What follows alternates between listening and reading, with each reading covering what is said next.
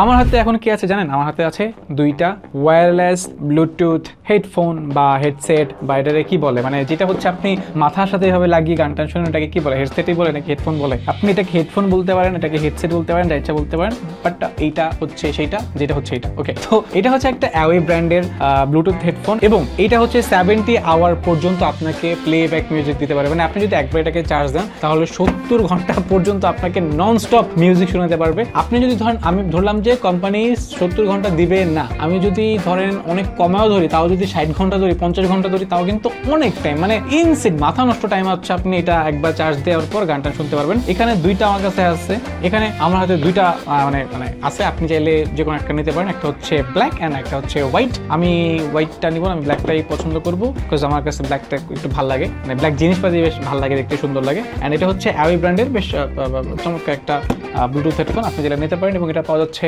Lilliput শপে।